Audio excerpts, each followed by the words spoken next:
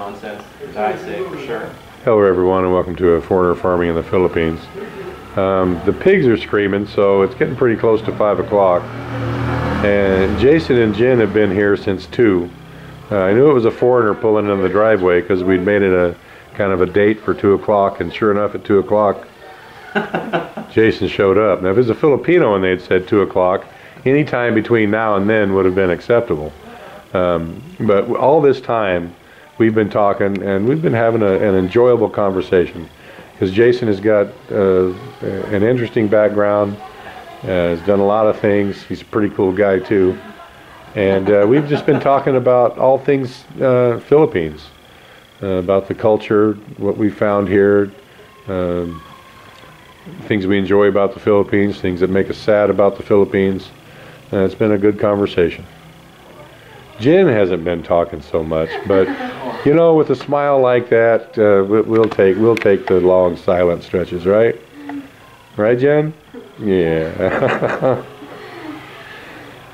She's probably the wisest one here, though. That's the side of it. Yeah. My dad always said, "You're not learning nothing, boy, if your mouth's open." I like that. And that was his way of telling me to be quiet and open my ears, and that I might learn something. And, that's true. And I took that to heart. Yeah, obviously, since I actually remembered him saying it. Snow, what are you doing? Huh? What are you doing, buddy? Of course, all the dogs are in the house. There's Nene. And Twinkie was really curled up in a funny position about 10 minutes ago, sleeping. But she's still cute. So anyway, Jason came by today. It's been a really good, enjoyable conversation. It really has. It was a very good conversation.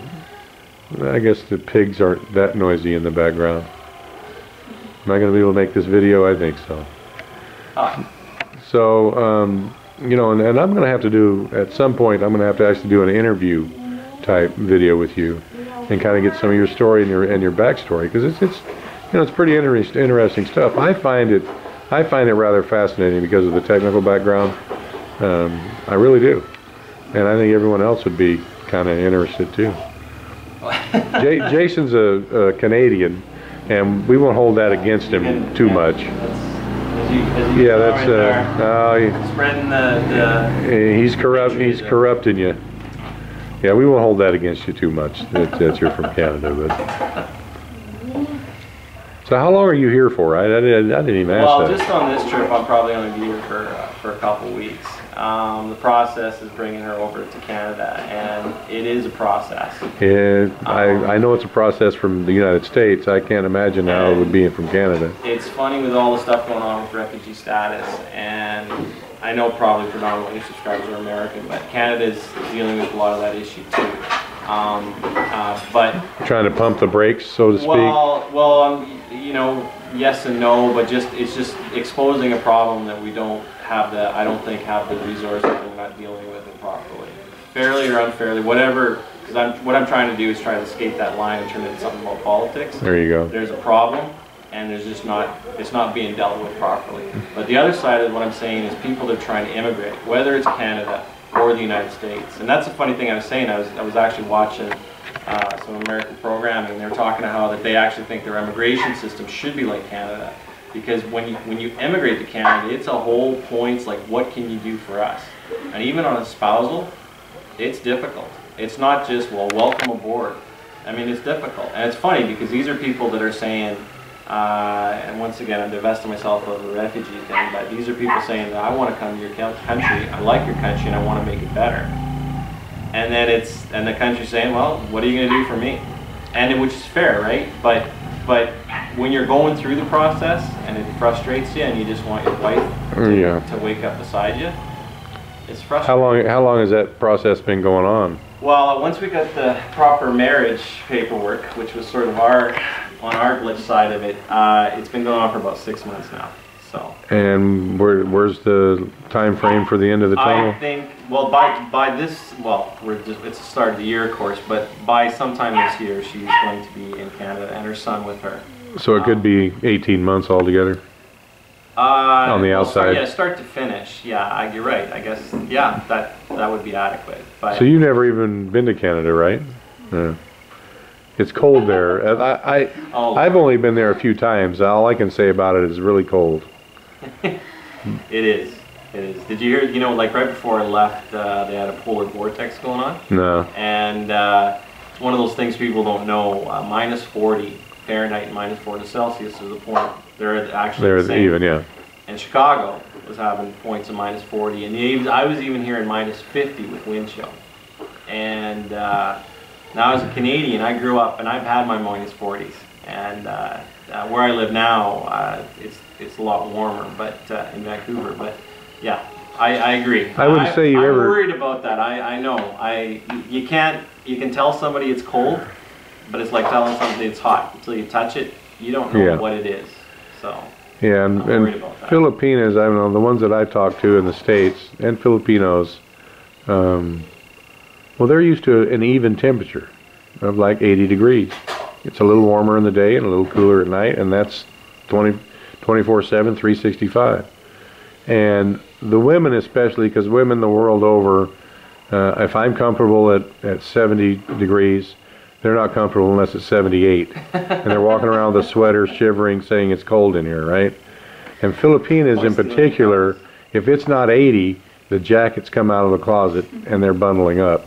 So just to give you the heads up on that, Jen, you're going to be cold most of the time.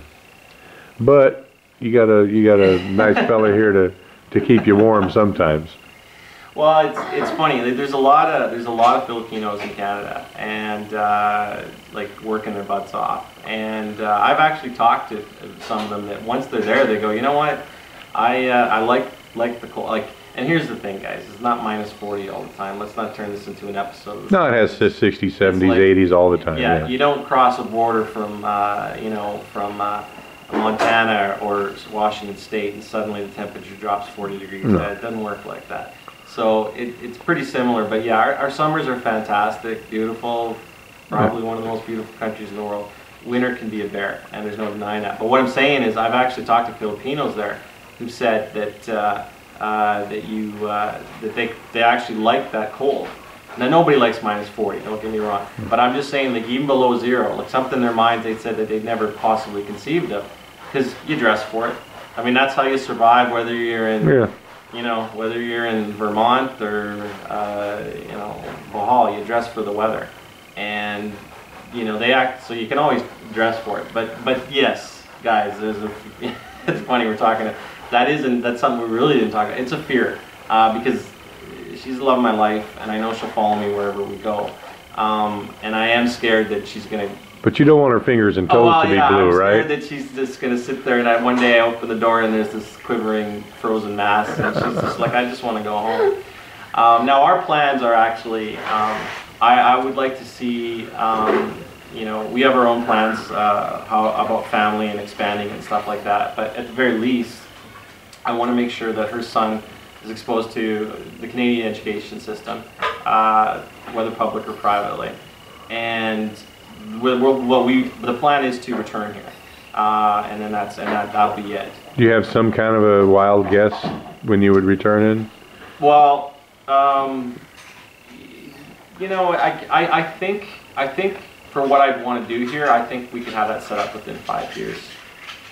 I hope. Mm-hmm. But that's the thing about plans. Like you gotta start fleshing out. Could like, be 10. broad points are real easy to lay down on a board. Yeah. You got to start fleshing those things out. But I would like to think that we'd have a pretty good idea, within that time. My experience with Filipinos in the States is that they were all really homesick. By and large, they wanted to go home. They coped because they were with someone that they loved, and that was the women in particular. The culture here is, well, he's here, so I'm here, and I'll go along and put up with it. But I'd really rather be back where I can see 40 cousins all the time, and my 5 brothers and 3 sisters are around, and we can have fiesta and parties and all that. That was, they miss that, because it's so lacking in the States, that kind of I don't know Canada, I don't know if it's the same, but you know, in the States, you can not even know your neighbor's name.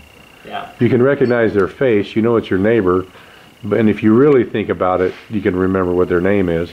But oftentimes, you've never been to their house, never been over for a meal, let alone, you know, go out with them socially. You know, maybe half your neighbors are like that. You might have one on the block that you know and you hang around with and they're in your buds. But here, everybody knows everybody. And it seems like everybody gets along with everybody. It's just a whole different dynamic here. So kind of keep Facebook or Instagram or whatever you got. Keep that handy so you can stay in contact. Viber works good. That's all. That's really all I know about the biggest thing that the Filipinos there had to deal with was missing family. Well, you know, I mean, family. I mean, we talked about it earlier, and one of the things I think Philippines gets right. I mean, there's some issues here with other things, you know, whether it's politics or, you know, infrastructure and things people can be critical of this country. But I think they get family right, and I know where you're going with that, and you're absolutely correct. It's similar to Canada. The United States, Canada are very similar culturally, and I mean, there is a sort of what you talked about, knowing your neighbor. There is an urban-rural divide there. I mean, where you go rural, people still tend to know their neighbors and look out for each other. Yeah. But I agree. You know, I've been a city liver for, you know, since I've graduated from school, and you're right. If you live in a big modern metro city, you generally don't know your neighbors. Yeah. And yeah, and I it's almost like an odd thing. You pass somebody, whether you live in a condo or a house, whether you pass them in a driveway or a hallway, and you're like, I guess I should know that person. And you recognize them. I've seen him 72 times, but I don't. We're always in too big of a hurry to introduce ourselves. Yeah, and is it Frank or, you know, Peter, or what's that guy's name? Yeah. And I just like, so why wouldn't you want to come back to families that look after each other? Yeah, because my family was much like that when I was growing up. We would have, in my particular case, in the onset of World War II, all my family was in West Texas, right? And my father had 6 sisters and 2 brothers, right? And the Depression had not treated them well, but it was booming in California because of the military complex. And they all moved right around into the Bay Area. And my grandfather, who had once been really wealthy, was no longer so. And they lived up in Northern California, about 150 miles away, right? So all the kids, their husbands and wives, all lived in the Bay Area because they worked at the shipyards there. They had other jobs around in that area to make what they considered astronomical money. But they couldn't wait to get out and head north every Friday. So there was 9 cars heading north out of the Bay Area every Friday to go up and visit the parents every weekend. It was like clockwork. And 4 or 5 times a year there was a big get-together because they all planned their vacations at the same time or their sick days at the same time. And we would have family reunions, and there were often 200 people at these family reunions. And my grandparents, they had a big house. It wasn't nice, but it was big. And I can remember, like in the size of the living room of what is here, and this may be 10 by 20, there were 30 or 40 kids camped out on the floor, ages 4 to 14, and sleeping bags everywhere, blankets everywhere, and it was just good stuff. And you know, myself personally, I miss that kind of an interaction with a large extended family, and everyone got along. There was never drama, and now it seems like, you know, whenever people get together, there's always something. It's like, oh well, Uncle Ted's coming over for Thanksgiving. Oh good, you know, and you just roll your eyes and you go, well, we'll have to put up with him for 4 hours, you know, and then we won't have to until next year. But here it's different. Everyone looks forward to seeing everybody and hanging out with each other. Yeah. And you know, it's fun. I like it. That part of the culture here, I really, really enjoy. Yeah. And I can tell that Jen does too. Is there a large Filipino population around where you guys are going to be? In Canada, any of the metro cities. In your particular city? Yeah, you there don't is. Yeah. In Vancouver there is. In all of Western Canada, I'm actually in most major Canadian cities there is. I mean, there's been a lot of Filipino people coming in for work and stuff like that. So there's stores, shops. There's other yeah. Filipinas that she could hang out with, and yeah. That's funny. That's something that was on my mind. Yeah, there is. There's definitely a support group, and I would never want her coming there and then suddenly she's feeling like it's like I'm trapped in a sea of people I don't understand, and I don't want to be. Yeah, they look funny, they talk funny, they smell funny. Yeah, and there definitely is. Definitely a large, community, Filipino community in most of the cities.